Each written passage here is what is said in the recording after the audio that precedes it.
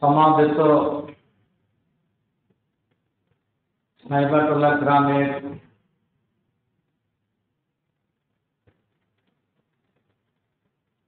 মসজিদ আল কোবায় উপস্থিত মুসাল্লিয়ানে কেরাম, সর্বাগ্রে সেই মহান স্রষ্টার প্রশংসা করি, যার অর্ডারে, যার অশেষ কৃপায় আমরা নিজের ব্যস্ততাকে ফেলে দিয়ে কাজকর্ম সমস্ত কিছুকে বর্জন করে এই মসজিদে জুমার সালাত আদায়ের জন্য উপস্থিত হতে পেরেছি। তাই সকলেই অন্তরস্থল থেকে বলি আলহামদুলিল্লাহ। তারপরে শেষ নবীকুল শিরোমণি, শান্তির অগ্রদূত, রাখালের বন্ধু, গরিবের সাথী, মহানবী মুহাম্মদুর রাসূলুল্লাহ সাল্লাল্লাহু আলাইহি ওয়াসাল্লাম, তার প্রতি শতকোটি ও সহস্র শান্তির ধারা বর্ষিত হোক, যথা আল্লাহুম্মা সাল্লি আলাইহি আল্লাহুম্মা বারিক আলাইহি। সম্মানিত উপস্থিতি, আমি আপনাদের সামনে পবিত্র গ্রন্থ আল কোরআন এবং নবীকুল শিরোমণির পবিত্র গ্রন্থ আল কোরআন থেকে একটি ছোট্ট আয়াত এবং নবীকুল শিরোমণির একটি হাদিস পরিবেশন করেছি। অত্র আয়াত এবং হাদিসকে সামনে রেখে কিছু কথা বলে বক্তব্য ইতি করব। ওমা তাওফীকে ইল্লা বিল্লাহ। কারণ জুমার দিন অল্প সময়, এই অল্প সময়ের মধ্যেই কিছু বলতে হবে।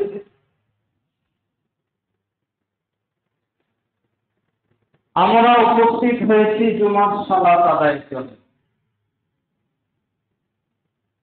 প্রথমত আপনাদের বলি, আজকে যে উদ্দেশ্য নিয়ে আমরা এই মসজিদ আল কোবায় উপস্থিত হয়েছি, সেটা হচ্ছে জুমার সালাত, জুমার নামাজ। ছোট্ট একটা উদাহরণের মাধ্যমে আমার বক্তব্য শুরু করব। যদি আপনার কাছে একটা লাইট থাকে, অন্ধকার রাস্তায় আপনি হাঁটছেন, সামনে খাদ, ডানে খাদ, বামে খাদ, যদি আপনি লাইট মারতে জানেন তবে তো রাস্তা পার হয়ে যাবেন, আর যদি লাইটটা মারতে না জানেন তবে কিন্তু খাদে পড়ে যাবে। তার মানে আপনি লাইট থেকে সোজা আপনার সামনে মুখে, সামনের দিকে, রাস্তার দিকে না মেরে যদি টর্চ লাইটটা উল্টো ভাবে ধরে আপনার মুখে মারেন, আপনার চোখে যদি আপনি লাইটটা মারেন তবে কিন্তু আপনি আর দেখতে পাবেন, তখন আপনি অটোমেটিক্যালি খাদে পড়ে যাবেন, গর্তে পড়ে যাবেন। তার মানে আপনাকে আমি এটা বলতে চাইছি যে আপনি দৈনন্দিন জীবনে চলাফেরা করতে গিয়ে অন্ধকার রাস্তায় যদি চলেন, চলার পথেও লাইটটা আপনাকে মারতে যাবে, উল্টো লাইট মারা যাবে না। নামাজ আপনি পড়বেন, রোজা করবেন, হজ করবেন, যাকাত দিবেন, আরো বিভিন্ন কাজকর্ম করবেন, যতগুলি ইসলামের কাজকর্ম আর কাম আহকাম আছে সমস্ত কিছু পালন করবেন। পালন করার পেছনে একটা টর্চ লাইট আছে। এই টর্চ লাইটে যদি আপনার ঠিক থাকে তবে আপনি পার হতে পারবেন। আর যদি জায়গাটা আপনার ঠিক না থাকে তবে আপনি পার হতে পারবেন। বাহ্যিকে দেখে মনে হচ্ছে বা অনেক অনেক অনেক ছেড়ে দেবে, আসল আপনাকে ওই জায়গাটা বাতিটা ঠিক জানবে।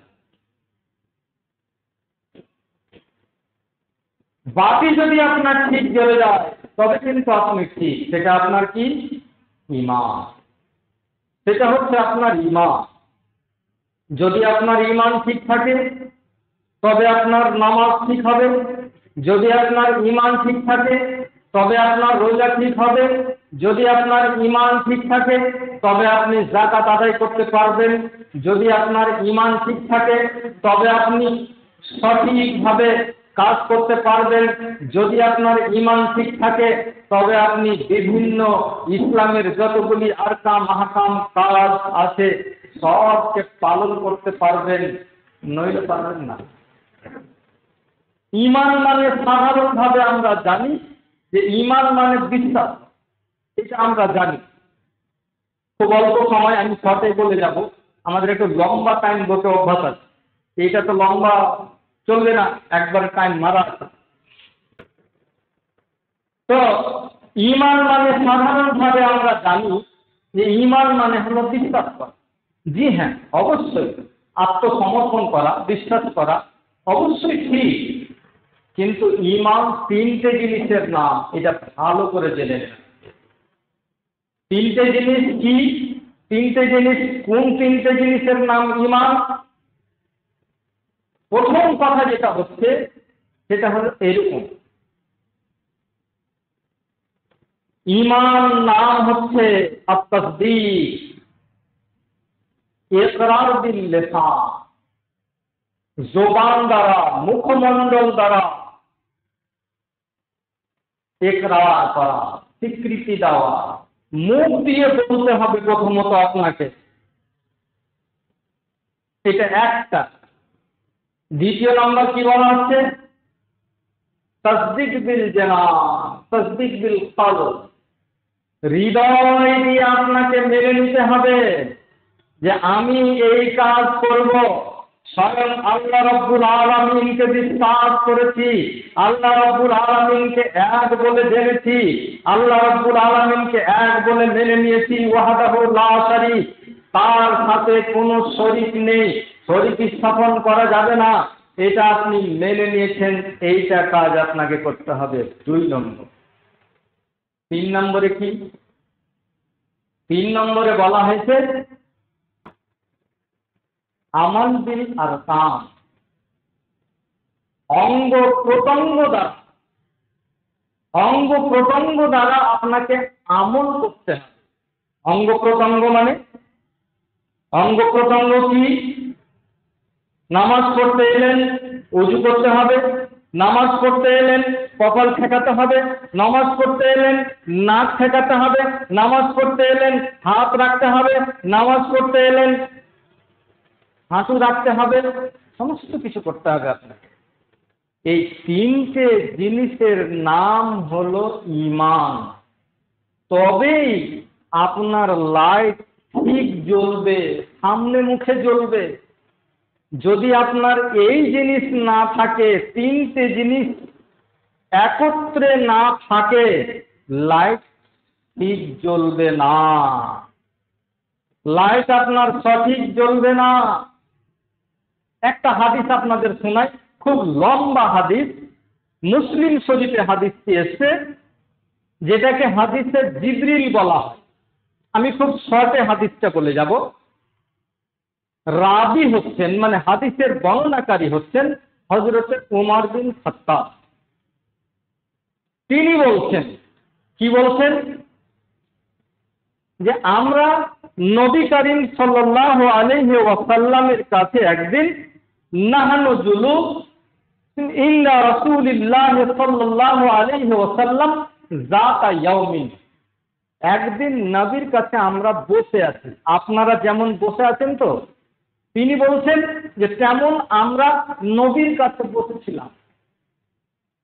হঠাৎ করে একজন মানুষ আমাদের মাঝে এলেন। ইজতালা আলাইনা রাজুলুন শাদীদু বিয়াদিস সিয়াবে, হাদিসের শব্দ।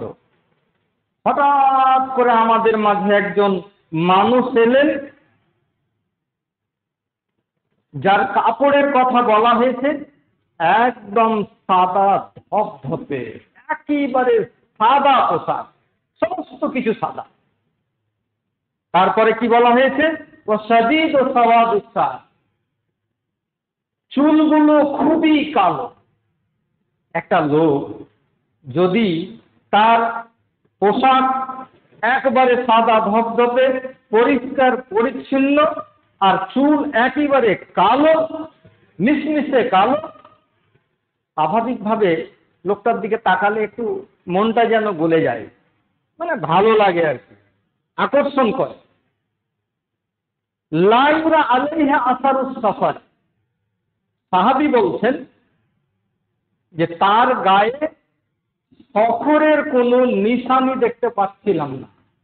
একজন মানুষ, আমার বাড়ি ইটাহার, আমি মালদায় থাকি, মালদা থেকে আসলেও বাইকে এলাম, অনেক ধুলোবালি আর অনেক কিছু লেগেছে, এটা আমাকে দেখলেই বুঝতে পারবেন, কারণ আমি এসে পা মুখ হাত সব কিছু ধুলাম, উজু করলাম, এটা বোঝা যায়। সাহাবী বলছেন যে তিনি আসলেন হঠাৎ করে, লা ইউরা আলাইহি আসারুস সফরে, সফরের কোনো নিশানি কোনো আলামত তার গায়ে নেই। মানুষটিকে ওয়ালা ইয়ারিফুহু আহাদুন মিন্না আহাদুন, আমাদের মধ্যে কেউ উনাকে চেনেন। আমি যদিও এক জায়গা থেকে আসি, উত্তর লক্ষ্মীপুর থেকে কেউ এলেন, কেউ মালদা থেকে এলেন, কেউ আর কোনো জায়গা থেকে এলেন, সবাই না চিনলে কেউ না কেউ চিনবেনই মোটামুটি। আছেন হয়তো গ্রামেও কেউ চিনেন। যতগুলি সাহাবী নবীর সামনে বসে আছেন, ইনারা বলছেন আমরা কেউ চিনি না, একজনও চিনেন না। উনি আসলেন আজনবী মানুষ, একজন নতুন মানুষ আসলেন, আল্লাহর নবী বসে আছেন। হাত্তা জালাসা ইলান নবী সাল্লাল্লাহু আলাইহি ওয়াসাল্লাম, আল্লাহর নবীর সামনে এসে বসে গেলেন।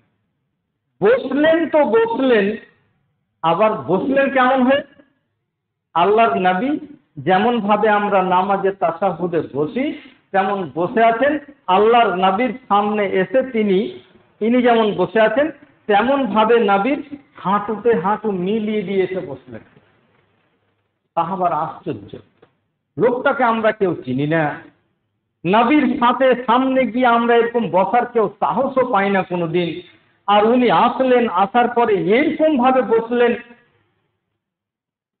ফাসনাদা রুকবাতাই ইলা রুকবাতাই ওয়া ওয়াদা কাফাই আলা ফাখদাই, রানের উপরে হাত রেখে বসে পড়লেন। সাহাবারা শুধু দেখেই যাচ্ছেন। ওনার যখন বসা শেষ, তখন উনি কয়েকখানা প্রশ্ন করছেন আল্লাহর নবীকে। প্রথম প্রশ্ন কি, আল্লাহর নবীকে বলছেন ফাআখবিরনি আনিল ইসলাম, ইয়া রাসূলুল্লাহ, দয়ার নবী, ইসলাম কাকে বলে, ইসলাম সম্বন্ধে আমাকে একটু বলে দিন। ইসলাম কোন জিনিস, ইসলাম কাকে বলে? আপনি মনে মনে ভাবছেন যে ইসলাম এত সহজ প্রশ্ন, এই প্রশ্নটা জিজ্ঞেস করলেন উনি। ইসলাম কাকে বলে এই জিনিসটা আমাকে বলে দিন। আল্লাহ রাসূল উত্তর দিলেন কি, যে ইসলাম আসলে বলা হয় আনতা শাহাদ আল্লাহ ইলাহা ইল্লাল্লাহ, সাক্ষ্য দিতে হবে আল্লাহ ছাড়া কোনো মাবুদ নেই, মোহাম্মদ আল্লাহর প্রেরিত দূত রাসূল, এটা মেনে নিতে হবে। নামাজ পড়তে হবে, যাকাত দিতে হবে, রোজা রাখতে হবে, ওয়াতুহাজ্জিল বাইত, এবং হজ করতে হবে যদি সেখানে যাওয়ার ক্ষমতা থাকে। কথা ভালো করে বুঝবেন। প্রশ্নকারী প্রশ্ন করছেন আল্লাহ রাসূলকে। আমি একজন স্কুলের মাস্টারমশাই, যদি একজন ছাত্র আমাকে প্রশ্ন করে, প্রশ্ন করার পরে বলে যে স্যার আপনি ঠিক বলেছেন, তার মানে কি? তার মানে ছাত্রের উত্তর জানা ছিল, এই তো। না হলে আমি ঠিক বললাম কি ভুল বললাম ও কি করে বলবে? ও বেঞ্চ থেকে উঠে আমাকে কোশ্চেন করছে, তারপরে বলছে স্যার আপনি ঠিক বলেছেন। তার মানে আমি এটাই ভাববো যে উত্তরটা ওর জানা ছিল। আল্লাহর নবী যখন বললেন, প্রথম প্রশ্নের উত্তর দিলেন, তখন উনি বলছেন সাদাক্তা ইয়া রাসূলুল্লাহ, আপনি সত্য বলেছেন। এই কথা যখন আল্লাহর নবীকে বলছেন যে সাদাক্তা, আপনি সত্য বলেছেন, সাহাবারা বলছেন আজিবনা লাহু ইয়াসআলুহু ওয়া ইউসাদ্দিকু। আমরা হতভম্ব হয়ে গেলাম, আশ্চর্য হয়ে গেলাম যে তিনি আল্লাহর নবীকে জিজ্ঞেস করছেন, আবার কপিও প্রদান করছেন, সার্টিফাই করছেন যে আপনি সত্য বলেছেন। এটা কেমন কথা? লোকটি কে? আশ্চর্য ব্যাপার, বোঝা যায় না। দ্বিতীয় প্রশ্ন করছেন উনি। দ্বিতীয় প্রশ্ন কি করছেন? আখবিরনি আনিল ঈমান, যেটা আমার টপিক আছে। আখবিরনি আনিল ঈমান, আল্লাহর নবীকে বলছেন, হে আল্লাহ রাসূল, আপনি আমাকে বলে দিন ঈমান কাকে বলে, ঈমান কিসের উপরে আনতে হবে, ঈমান কোন কোন জিনিসের উপরে আনতে হবে। দ্বিতীয় প্রশ্ন নবীর সামনে বসে গিয়ে আল্লাহর নবীকে বলছেন ফাখবিরনি আনিল ঈমান, আল্লাহর নবী আপনি আমাকে বলে দিন ঈমান কাকে বলে। আল্লাহকে বিশ্বাস করা কেমন ভাবে বিশ্বাস করতে হবে, কেমন করে বিশ্বাস করলে আমি ঈমানদার হব। যদি আপনি হাইবাটোলা বাজারে গিয়ে ঢোল নিয়ে পিটিয়ে দেন একজন ব্যক্তির ব্যাপারে যে তিনি ঈমানদার হয়ে গেছেন, ঈমানদার হয়ে গেছেন, ঈমানদার হয়ে গেছেন, তবেই কি ঈমানদার হওয়া যায়। যদি আপনি কালিয়াচকের বাজারে গিয়ে একজন সম্বন্ধে পোস্টার লাগিয়ে দেন যে অমুক ঈমানদার হয়ে গেছে, তবেই কি ঈমানদার হওয়া যাবে? না কেমন করে ঈমানদার? আখবিরনি আনিল ঈমান, ইয়া রাসূলুল্লাহ ঈমান কাকে বলে, ঈমান সম্বন্ধে একটু বলুন। দ্বিতীয় প্রশ্ন, আল্লাহর নবী আমাকে ঈমান সম্বন্ধে একটু বলে দিন যে ঈমানটা কোন জিনিস। আল্লাহ রাসূল বললেন আন তুমিনা বিল্লাহি ওয়া মালাইকাতিহি ওয়া কুতুবিহি ওয়া রাসূলিহি ওয়াল ইয়াউমিল আখির ওয়া তুমিনা বিল কদরি খাইরিহি ওয়া শাররিহি। আল্লাহর নবী ওই সামনে বসে থাকা মানুষটিকে উত্তর দিচ্ছেন, ওহে তুমি শুনে নাও, শুনে নাও, আন তুমিনা বিল্লাহ, তোমাকে আল্লাহর উপরে ঈমান নিয়ে আসতে হবে, ওয়া রাসূলিহি, তার রাসূলের উপরে ঈমান নিয়ে আসতে হবে, ও মালাইকাতিহি, যতগুলি ফেরেশতা আল্লাহ রাব্বুল আলামিন তৈরি করেছেন, যতগুলি ফেরেশতা আল্লাহ রাব্বুল আলামিন সৃষ্টি করেছেন, সমস্ত ফেরেশতার উপরে তোমাকে ঈমান আনতে হবে। ওয়া কুতুবিহি, যতগুলি আসমানি বই আছে, পুস্তক আছে, সমস্ত বইগুলির উপরে তোমাকে ঈমান নিয়ে আসতে হবে। কার উপরে ঈমান আনতে হবে? আল্লাহর উপরে ঈমান আনতে হবে। আর উপরে ঈমান কার উপরে আনতে হবে? রাসূলের উপরে ঈমান আনতে হবে। ঈমান কার উপরে আনতে হবে?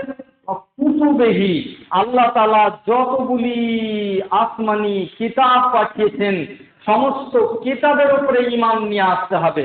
ঈমান কার উপরে আনতে হবে? ওয়াল ইয়াউমিল আখির, আখিরাতকে বিশ্বাস করতে হবে। এটাই তো হচ্ছে সমস্যা। অনেকে আখিরাত বিশ্বাস করতে পারে না। মরতে হবে, মৃত্যুবরণ করতে হবে, মরার পরে আবার জীবিত হতে হবে, আবার হিসাব নিকাশ হবে, আরো অনেক কিছু হবে, এটা অনেকে বিশ্বাস করতে পারে না। জি হ্যাঁ, যদি আপনার এই জায়গাটায় কিঞ্চিত পরিমাণ ফাঁকা থেকে যায়, এই জায়গাটায় যদি আপনার খরচ পড়ে যায়, এই জায়গাটায় যদি আপনার খানকা হয়ে যায়, ইমানদারের লিস্ট থেকে আপনার নাম মোবাইলের মতো ডিলিট করতে হবে এটা নয়, অটোমেটিক ডিলিট হয়ে যাবে, অটোমেটিক শেষ হয়ে যাবে। আল্লাহর নবী বললেন ওয়াল ইয়াউমিল আখিরে ওয়া তু'মিনু বিল্লাহ ওয়া তু'মিনু বিল কদরি খাইরিহি ওয়া শাররিহি, তকদিরের ভালো মন্দের উপরে বিশ্বাস করতে হবে। তকদিরে যদি আপনার ভালো লেখা থাকে তবে ভালো হবে, তকদিরে যদি আপনার খারাপ লেখা থাকে তবে খারাপ হবে। এটা বাহাস খুব লম্বা বাহাস আছে, চ্যাপ্টার, কোনোদিন যদি আল্লাহ মৌকা দেয় তবে করব। তো এটুকু জেনে রাখেন যে তকদিরের ভালো মন্দের ওপরে বিশ্বাস করতে হবে, এর ওপরে ঈমান আনতে হবে। হঠাৎ করে আপনাকে অসুখ হয়ে গেছে, আপনি একদিন, দুদিন, 4 দিন, 5 দিন, 6 দিন, 7 দিন, 1 মাস, 2 মাস, 4 মাস আল্লাহর উপরে মনে মনে রেগে ফায়ার হয়ে গেছেন যে আল্লাহ, দুনিয়াতে তুই আর কাউকে খুঁজে পাইস না, শুধু আমাকেই তুই অসুখ দিবি। আল্লাহ, আর কাউকে দুনিয়াতে তুই দেখতে পালি না, শুধু আমাকে অসুস্থ। জি না, ভেবে নিতে হবে তকদিরে আপনার কি ছিল, এইরকম ছিল। তো অসুখ, অসুস্থ হওয়া আল্লাহর রহমত, আল্লাহর পক্ষ থেকে রহমত হয়, আল্লাহর পক্ষ থেকে দয়া বর্ষণ হয়, আল্লাহর পক্ষ থেকে আপনার প্রতি করুণা নাযিল হয়। সুতরাং সেই জায়গাটাতে এমন একটা কোনো কথা বলে দেবেন না যেই কথাটার কারণে আপনি ঈমান থেকে দূরে সরে যাবেন, ইসলাম থেকে দূরে সরে যাবেন। এইরকম আপনার মুখ দিয়ে কথা চলবে না। তকদিরের ভালো মন্দের উপরে বিশ্বাস করতে হবে। 3 নাম্বার প্রশ্ন উনি বসে বসে করছেন। 3 নাম্বার প্রশ্ন কি? আল্লাহর নবীকে বলছেন, ইয়া রাসূলুল্লাহ আখবিরনি আনিল ইহসান। দয়ার নবী গো, ইহসান কাকে বলে, নিষ্কলুষিতা কাকে বলে, ইখলাস কাকে বলে, লিল্লাহিয়াত কাকে বলে, এই সম্বন্ধে আপনি আমাকে একটু বলে দিন। যখন নামাজ পড়তে যাব, নামাজ পড়লে কেমন করে পড়তে হবে, রমজানের রোজা যদি আমি রাখি, শুধু উপোস থাকলে থাকা যায় না। যদি আমি যাকাত প্রদান করি, যাকাত আদায় করি, তবে কেমন করে করব। মসজিদে যখন গেলাম, মসজিদে গিয়ে আমি নামাজ আদায় করব, কেমন করে নামাজ আদায় করব। ইয়া রাসূলুল্লাহ ইখলাস লিল্লাহিয়াত, এই সম্বন্ধে আমাকে একটু কিছু বলে দিন। এলেন, নামাজ পড়ছেন, নামাজ পড়তে পড়তে উফ, মোবাইলের চাবিটা না, মোবাইলটা যে কোথায় রেখেছি। নামাজ পড়তে পড়তে শয়তান কিন্তু নিজের কাজ করছে। আপনি নামাজ পড়তে এসেছেন, হঠাৎ করে আপনার যা গাড়ির চাবিটা আছে না নাই, কোথায় যে রাখলাম, কি হয়ে গেছে। শয়তান লেগে আছে আপনার সাথে, এটাই হবে আপনার। আপনি নামাজ পড়তে উঠেছেন, দুনিয়াটা যতক্ষণ আপনি 12 ঘন্টা ধরে ঘুমিয়ে থাকলেন, নখ দেখতে পাননি, খালি নামাজ পড়তে এসছেন না, নখ বড় আছে, এটা আপনার চোখে পড়ে গেছে। আপনার দোষ নয়, আমার দোষ নয়, এটা হবে। এটা শয়তান পাওয়ার নিয়ে এসছে আল্লাহর কাছ থেকে। জি হ্যাঁ, আল্লাহর কাছ থেকে ও পাওয়ার নিয়ে এসছে, আপনাকে এরকম করবে, এরকম ভাবে বিভ্রান্ত করবে, এরকম ভাবে আপনাকে মনে করাবে, এইরকম ব্যাপার স্যাপার। নামাজে আসলে আপনার এই মনে পড়ে গেল দুনিয়ার হিসাব। আস্তে আস্তে আস্তে নামাজে দাঁড়িয়েছেন, মনে মনে দোকানের অর্ধেক হিসাব হয়ে গেল। কে করছে এটা? মনে মনে দোকানের অর্ধেক হিসাব হয়ে গেল। শয়তান বলছে হিসাব করতেই হবে তোকে এখানে। এর নাম নিষ্কলুষিতা নয়, এর নাম ইখলাস নয়, এর নাম লিল্লাহিয়াত নয়, এর নাম ঈমান নয়। ঈমান থাকতে গেলে আপনাকে আমি প্রথমে একটা উদাহরণ দিয়েছি যে আপনার লাইট সঠিক জায়গায় পড়তে হবে। লাইট যদি উল্টো জ্বালান, খাদে গিয়ে পড়বেন। চেহারাতে, চোখে যদি আপনার লাইট পড়ে, আপনি খাদে গিয়ে পড়বেন, তাহলে লাইটটাও আপনাকে জ্বালানি জানতে হবে। ওই লোকটি বসে বসে প্রশ্ন করছেন, ইয়া রাসূলুল্লাহ আমাকে ইহসান সম্বন্ধে বলে দিন। ইহসান কাকে বলে এটা আপনাদেরকে বুঝিয়ে দিয়েছি। একেবারে খলুসিয়াত লিল্লাহিয়া আল্লাহর নবী এই উত্তরটা দিচ্ছেন। কি দিলেন? নবী বলছেন, ক্বালান নবী সাল্লাল্লাহু আলাইহি ওয়াসাল্লাম আন তা'বুদাল্লাহ কাআন্নাকা তারা ফাইন লাম তাকুন তারা ফাইন্নাহু ইয়ারা। নবী বলেন, যখন তুমি আল্লাহ রব্বুল আলামিনকে ডাকবে, ফর এক্সাম্পল আপনি ধরে নিন আপনি জোহরের নামাজে এলেন অথবা আসরের নামাজে এলেন, নামাজ পড়তে আপনি দাঁড়িয়ে গেছেন, নামাজে দাঁড়ালেন, নামাজে দাঁড়ার পরে আপনি রুকু করলেন, সাজদায় গেলেন, সিজদায় গিয়ে আপনাকে মনে মনে করে নিতে হবে, ইয়া রাব্বুল আলামিন, আল্লাহ, আল্লাহ যেন উপর থেকে আমাকে দেখতে পাচ্ছেন। সিজদার মাধ্যম হলো আল্লাহ রাব্বুল আলামিনের সাথে কথা বলা, যেন আপনি আল্লাহর সাথে কথা বলছেন। আল্লাহর নবী বলছেন, আনতা আবুদাল্লাহ কান্নাকা তারা, আপনি নামাজে দাঁড়িয়ে যেন আল্লাহর সাথে কথা বলছেন, আল্লাহ রাব্বুল আলামিন আপনাকে দেখতে পাচ্ছেন। আপনি আসরের পরে আমাকে প্রশ্ন করবেন, মাওলানা সাহেব আমি নামাজে দাঁড়ালাম কিন্তু আল্লাহ রাব্বুল আলামিনকে দেখতে পেলাম না, আল্লাহ কেমন, লম্বা খাটো ছোট বেটে সাদা ফর্সা কেমন, আল্লাহ রাব্বুল আলামিনকে আমি দেখতে পেলাম না। নবী বলছেন, আনতা আবুদাল্লাহ কান্নাকা তারা, তুমি যখন আল্লাহর ইবাদত করবে যেন তোমার অন্তরের মধ্যে হৃদয়ের মধ্যে এটা চলে আসে যে আল্লাহ রাব্বুল আলামিন উপর থেকে, আনতা আবুদাল্লাহ কান্নাকা তারা, তুমি আল্লাহ রাব্বুল আলামিনকে দেখতে পাচ্ছ। ইবাদত করতে গিয়ে নামাজ পড়তে গিয়ে আপনি যেন আল্লাহকে দেখতে পাচ্ছেন, এই জায়গাটা আপনাকে ফিল আপ করতে হবে। আশ্চর্য কথা, তা আমরা তো আল্লাহকে তো দেখতে পাই না। আমি দেখতে পাচ্ছি না, আপনি দেখতে পাচ্ছেন না, আর কেউ দেখতে পাচ্ছে, আল্লাহ রাব্বুল আলামিনকে আমরা কেউ যেন দেখতে পাচ্ছি না। আল্লাহর নবী বললেন, ফাইন লাম তাকুন তারা ফাইন্নাহু ইয়ারাক, আপনি আসরের নামাজে দাঁড়ালেন, দাঁড়ানোর পরে যেন নামাজ পড়তে আরম্ভ করেছেন, নবী বলছেন নামাজের সাজদায় অবস্থায় গিয়ে তুমি যখন আল্লাহ রাব্বুল আলামিনকে দেখতে পেলে না, আরশে আযমে আল্লাহ রাব্বুল আলামিনকে দেখা গেল না, এই জিনিসটা মনের মধ্যে কল্পনা জল্পনা করে নিতে হবে যে স্বয়ং উপর থেকে আল্লাহ রাব্বুল আলামিন আমাকে দেখছেন। ভাই আমার, বন্ধু আমার, সমাজের সম্ভ্রান্ত সুধী, নামাজ এমন একটা জিনিস যে আল্লাহ রাব্বুল আলামিনকে ডাকার সবচাইতে বড় মাধ্যম। যখন আপনি সাজদায় চলে গেছেন, সাজদায় চলে গিয়ে আল্লাহ রাব্বুল আলামিনের সাথে কথা বলছেন, সাজদায় গিয়ে যে দোয়াগুলো বলছেন, মনে মনে যদি আপনার কল্পনা হয়ে যায় এই জায়গাটা আমি আল্লাহকে পেয়ে যাব, নিশ্চয় আপনি আল্লাহকে পেয়ে যাবেন।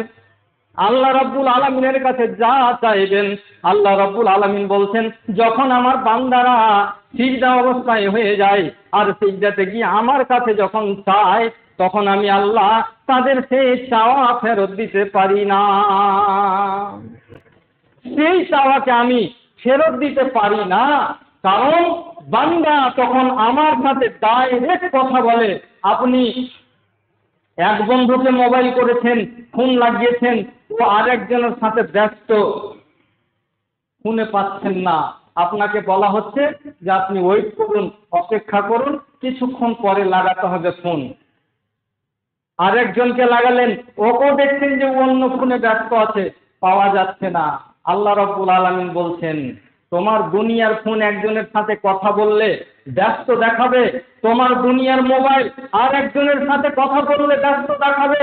তুমি একজনের সাথে কথা বলতে গেছে এমএলএ এমপির সাথে, এমএলএ এমপি একজনের সাথে কথা বলছে, তো বলছে পরে আধা ঘন্টা পরে আসতে বলো।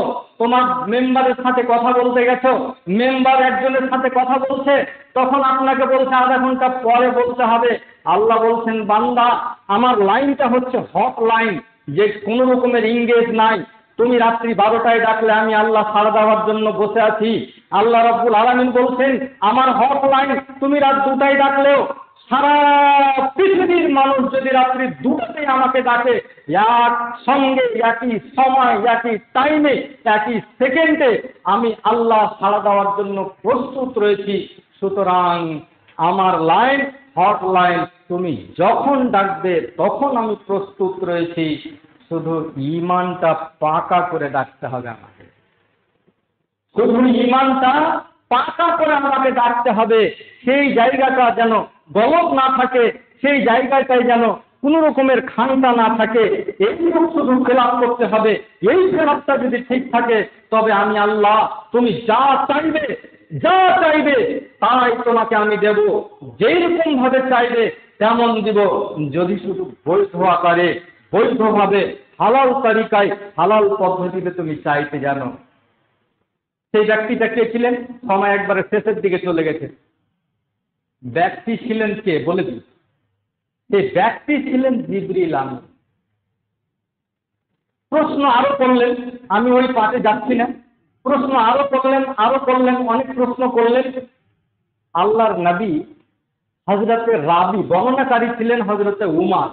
হযরতে উমারকে বলছেন, উমার তাদরি মানি সায়েল, তুমি কি জানো যেই ব্যক্তি প্রশ্ন করছিল সে কে? হযরত উমার বলছেন, হুজুর জানি না তিনি কে ছিলেন, কিন্তু লোকটিকে খুব বিচক্ষণ মনে হলো। আল্লাহ রাসূল জয়টা প্রশ্ন করেছেন, আল্লাহ নবীকে বলছেন, সাদাকতা ইয়া রাসূলুল্লাহ, নবী আপনি সত্য বলেছেন।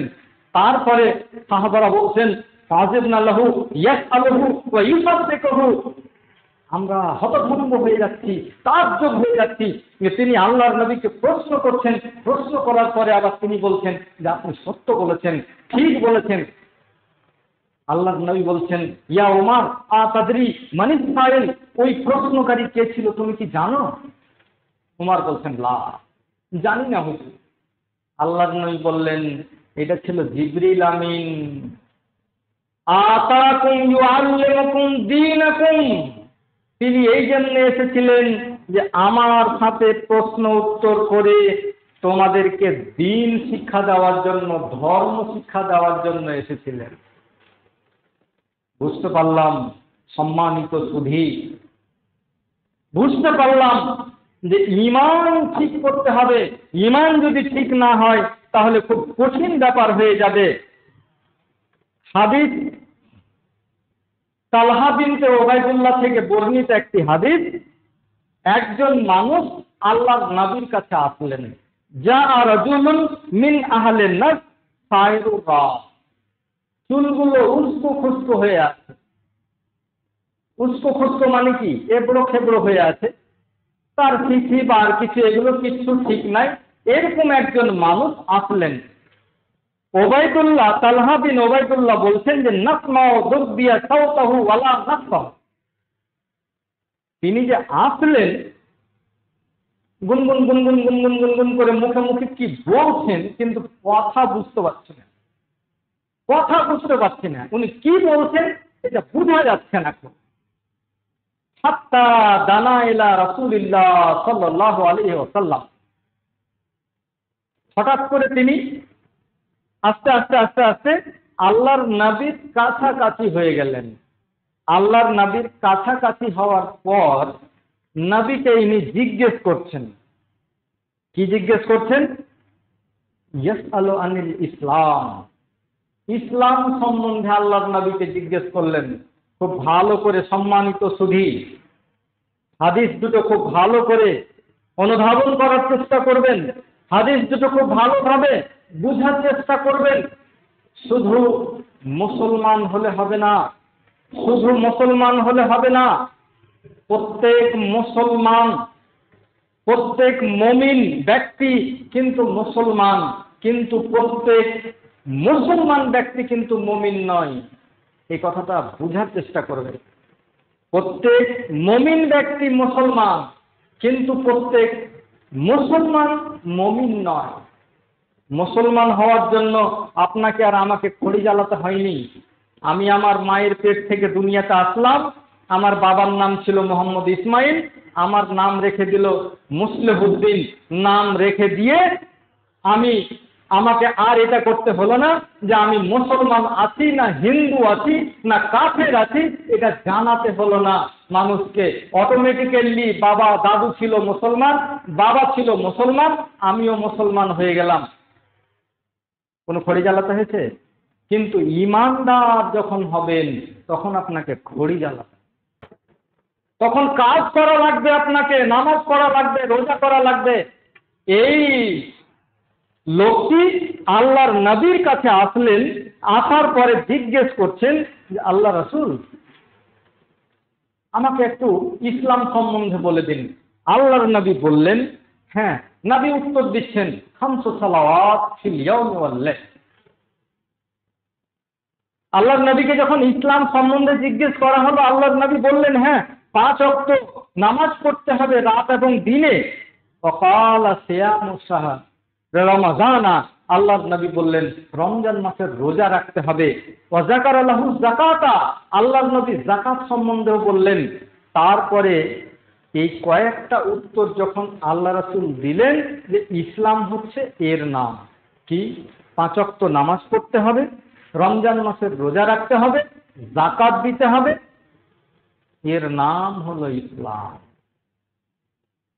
ওই লোকটি যিনি এসেছিলেন নবীর কাছে, সুন্দর করে তিনি শুনলেন কথাগুলো।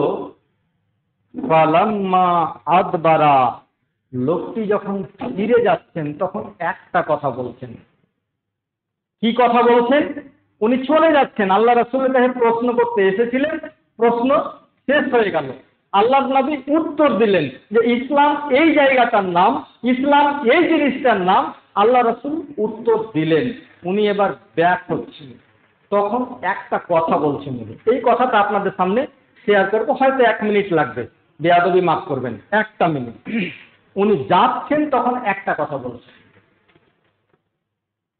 লা ওয়াল্লাহি লা আযিদু আলা হাযা ওয়ালা আনকুসু মিনহু। খোদার কসম করে বলি, নবীর কাছে এলাম, আল্লাহর নবীর কাছে এসে আমি জিজ্ঞাসা করলাম, ইয়া রাসূলুল্লাহ, আল্লাহর নবী গো, ইসলাম কাকে বলে? ইসলাম সম্বন্ধে আমাকে বলে দিন। আল্লাহর নবী বললেন, ইসলাম হলো দিন এবং রাতে 5 ওয়াক্ত নামাজ পড়া। ভালো করে নামাজ পড়ে নেবে, ভালোভাবে নামাজ পড়বে। ওয়াসিয়াম শাহরে রমাজানা, রমজান মাসের রোজা রাখবে। আর নবী বললেন যাকাত আদায় করে নিবে, কালেমা পড়বে, এই জিনিসগুলো পড়ে নিবে, এই কাজগুলো করবে, তবে তুমি ইসলামকে জানতে পারবে, ইসলামকে পূর্ণভাবে তুমি জেনে নেবে। লোকটি যখন ফিরে যাচ্ছেন তিনি বলছেন, আল্লাহে কসম খোদা, নবী যেই কথাগুলি বললেন, আল্লাহ রাসূল যেই কথাগুলি বললেন, লা আযিদু আলা হাযা, এই কথার উপরে আমি কোনো বাড়তি করব না। ইসলাম যেটা বলে দেওয়া হয়েছে তার উপরে আমি কোনো বাড়াবাড়ি করব না। আল্লাহ রাব্বুল আলামিন কালামুল্লাহ কোরআন মাজিদের মধ্যে বলছেন, আল ইয়াউমা আকমালতু লাকুম দীনাকুম ওয়া আতমামতু আলাইকুম নি'মাতি ওয়া রাদিতু লাকুমুল ইসলাম দীনা। আল্লাহ বলছেন, ও নবী মুহাম্মদ, তোমার উপরে আমি আয়াত নাযিল করে তোমাকে জানিয়ে দিলাম, দিনকে আমি কমপ্লিট করে দিলাম, দিনকে আমি সম্পূর্ণ করে দিলাম। সুতরাং দিনের মধ্যে কেউ যদি অবশিষ্ট কিছু করে দেয়, দিনের মধ্যে কেউ যদি অন্য কিছু চাপিয়ে দেয়, তাহলে সেটা চলবে না, চলবে না, চলবে না। নবী বলছেন, মান আহাদাসা ফি আমরিনা হাযা মা লাইসা মিনহু। নবী যেটা বলেননি, আল্লাহর নবী যেই কথা বলে যাননি, সেই কথা যদি আমি মুসলিহুদ্দিন এটা থেকে এসে বলি, সেটা মানা যাবে না। যদি আপনি ওই সম্বন্ধে কিছু কথা বলবেন, সেটা মানা যাবে না। ওই জন্য তো বলা হয়েছে আপনার ঈমানকে প্রথমে তাজা করে নিতে হবে। শুধু মুসলিম হলে চলবে না, আপনাকে মুমিন হতে হবে, ঈমানদার হতে হবে। আল্লাহ রাসূল ওই লোকটি বলছেন, লা আযিদু আলা হাযা ওয়ালা আনকুসু মিনহু। নবী যেটা বললেন সেখান থেকে কমও করব না এবং বেশিও করব না। নবী যেমন বলেছেন তেমন করব। আমি ইচ্ছাকৃত ইসলামের মধ্যে কিছু যোগ করব, এটা যাবে না। হাদিসটি বুখারী মুসলিমের, বুখারী মুসলিম থেকে মুত্তাফাক আলাইহি বলা হয়েছে। অন্য এক হাদিসে বলছেন, আরেকজন ব্যক্তি এরকম এলেন, এসে প্রশ্ন করলেন, আল্লাহর উনি যাওয়ার সময় বলছেন, লা আযিদু আলা হাযা, আল্লাহর নবী যেটা বললেন আমি কম বেশি কিচ্ছু করব না, একবারে নবী যেমন বললেন তেমন মানব। যেমন নামাজ পড়তে বললেন তেমন নামাজ পড়ব, যেমন রোজা রাখতে বললেন তেমন রোজা রাখবো, যেমন যাকাত দিতে বললেন তেমন যাকাত দিব, যেমন হজ করতে বললেন তেমন হজ করব, যেমন ইসলামকে মানতে বললেন তেমন মানব। সমস্ত সাহাবী আছেন, আল্লাহর নবী বলছেন এই তোমরা শুনে নাও, সাহাবারাকে বলছেন, এই তোমরা শোনো, যদি জান্নাতি মানুষ দেখার কাউরি শখ থাকে, আল্লাহর নবী বলছেন ফালইয়ানজুর ইলা হাযার রাজূল, তাহলে এই মানুষটার দিকে তাকিয়ে দেখো, এই মানুষটাই হচ্ছেন জান্নাত। কারণটা কি? খুব বেশি কাজ করেছেন উনি নাকি? খুব বেশি যদি সময় না পান, রক্ত নফল করতে পারেন না আপনি, দরকার নেই। আপনার জানকে বিলিয়ে দিয়ে নফল করতে হবে এরকম কোনো কথা বলা হয়নি। নফল পারলে পড়বেন, নফল পারলে পড়বেন, সময় থাকলে পড়বেন, পড়া ভালো, কোনো ব্যাপার নেই।